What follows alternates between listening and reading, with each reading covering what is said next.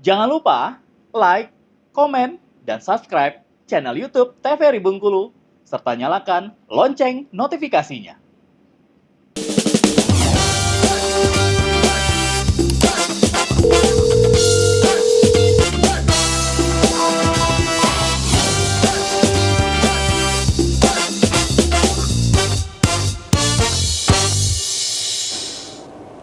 Baik, terima kasih pemirsa, masih di Dokter Kita TVRI Bengkulu bersama Kita Sehat tentunya, dan masih bersama saya Khairul Fahmi. Kita akan dengerin lagi tentunya untuk penjelasan hipertensi dari Dokter Wenti ya. Oke, silakan dokter, kita bahas hipertensi tadi dari yang namanya evaluasi ya tentang hipertensi ini sendiri. Jadi kalau pemirsa di rumah yang punya penyakit darah tinggi, jadi bukan hanya untuk evaluasi tentang tinggi rendahnya darah aja, tapi banyak evaluasi lainnya yang harus kita evaluasi ulang, datang ke Paskes ataupun juga layanan kesehatan lainnya gitu ya, dok, silakan.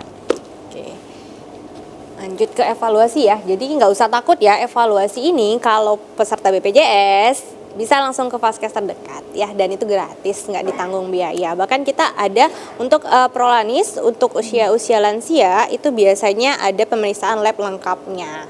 Jadi jangan capek, jangan bosan berobat ke Paskes terdekat, dan posyandu ya, ada betul. posyandu lansia biasanya. Nah, di posyandu lansia bisa cek juga ya, cek gula darah, cek kolesterol, asam urat, tekanan darah. Di sana jauh lebih enak karena kan lebih sedikit ya, tidak usah lama menunggu dan bertemu rekan-rekan sejawat lansia lainnya ya. Banyak kegiatan di sana ya. Jadi untuk pemirsa TVRI yang usia lansia 60 tahun ke atas, jangan ragu untuk datang ke posyandu lansianya. Di sana ada banyak sekali kegiatan untuk usia lansia. Oke, nanti kita ke posyandu ya, dokter Pusan ya. Iya. Bisa aja lo ketemu sama kami nanti di sana, tanya-tanya aja, nggak apa-apa. Oke. Oke, ini komplikasi tadi udah disebut sama dokter Putri di depan ya, penyakit jantung, stroke, penyakit ginjal, retinopati, penyakit kaki ya, pembuluh darah tepinya tadi yang bengkak juga bisa, gangguan saraf, dan bahkan pecah pembuluh darah di otak. Sangat banyak. Yang paling kita takutkan dari semua ini apa? Kematian. Ya, karena ujungnya yang paling ditakutkan adalah resiko kematiannya yang tinggi ya. Oke, pencegahan dan pengendalian hipertensi. Nah, jadi yang pertama adalah cara minum obat, dosis yang digunakan untuk tiap obat dan berapa kali minum sehari itu harus benar. Ya, terkontrol juga. Benar, ya, harus dok. terkontrol. Ada beberapa kasus obat darah tinggi itu tidak bisa bergandengan atau tidak bisa diminum bersamaan dengan obat lainnya. Oke, Itu harus diperhatikan. Jadi mungkin kadang namanya kan manusia ya, banyak ada human error-nya. Kadang kita lupa. Bisa ditanyakan ke nakes terdekatnya gitu ya, untuk penggunaan obatnya seperti apa. Kalau ada yang minum obatnya barengan sama ini, kira-kira aman atau enggak. Kenapa? Yang ditakutkan adalah obatnya tidak bekerja dengan efisien. Tidak bekerja dengan efisien, tidak beban kerjanya, misalnya dia bisa bekerja 100%, akhirnya jadi tergerus menjadi 50%. Otomatis kan tidak bagus untuk tubuh kita gitu ya. Kemudian mengetahui perbedaan obat-obatan yang harus diminum untuk dalam jangka waktu yang panjang ya. Jadi memang harus tahu obat yang diminum itu apa. Yang mana obat darah tinggi misalnya kan. Yang mana obat sakit kepala, yang mana obat gula. Jangan semuanya diminum aja tanpa tahu ya. Mungkin yang lansia boleh bertanya kepada anak-anaknya, atau boleh bertanya ke puskesmas, sekedar nanya aja, nggak apa-apa ya, sekaligus olahraga mungkin jalan kaki ya. Ya. Kemudian obatnya harus diminum secara teratur. Nah, ini yang harus dicegah atau dikendalikan, mengurangi konsumsi garam.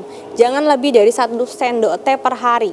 Itu kalau yang udah kena darah tinggi? Iya, benar, yang udah kena darah tinggi. Kalau yang belum kena darah tinggi boleh kok ikutin ini ya, supaya nggak terkena darah tinggi ya. Jadi 1 sendok teh pemakaiannya per hari, nggak boleh sebanyak itu garam, karena tadi ya, garam itu menyerap banyak sekali cairan ya, yang akan meningkatkan tekanan darah. Kemudian aktivitas fisik yang teratur atau olahraga, kita sarankan 30 menit per hari. Ya, yang santai-santai aja, yang simpel-simpel aja ya, jogging, jalan kaki di sekitar rumah, tapi rutin kan 30 menit. Bukan nyapu, bukan ngepel ya. Itu bukan olahraga. Olahraga adalah sesuatu yang dilakukan secara teratur, sistematis, dan ada hitungannya. Oke. Atau minimal 5 kali seminggu. Tidak merokok dan menghindari asap rokok. Jadi perokok aktif dan pasif sama aja. Harus di stop kalau bisa ya. Dihindari semuanya ya. Benar sekali.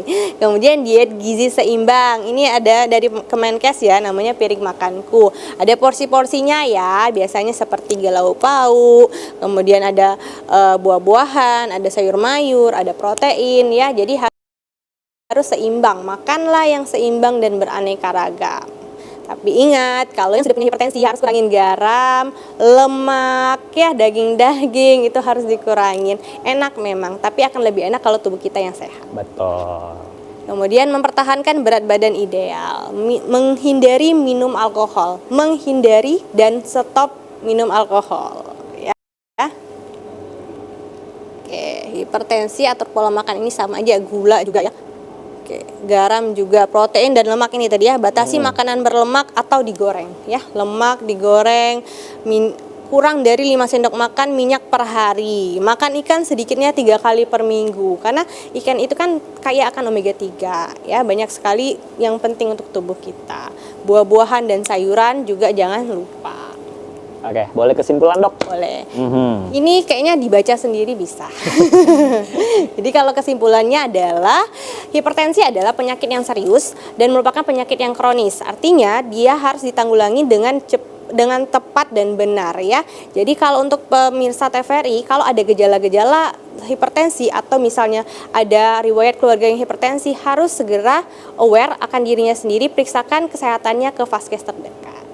Oke, cukup. Oke, itu dia tentunya pemirsa tentang hipertensi, dan baiknya lagi kita simpulkan lagi bahwa kalau hipertensi itu berarti udah masuk ke sistolnya 130 ya, 130 sampai dengan 80 untuk diastolnya. Jadi harap berhati-hati karena itu juga termasuk ke yang namanya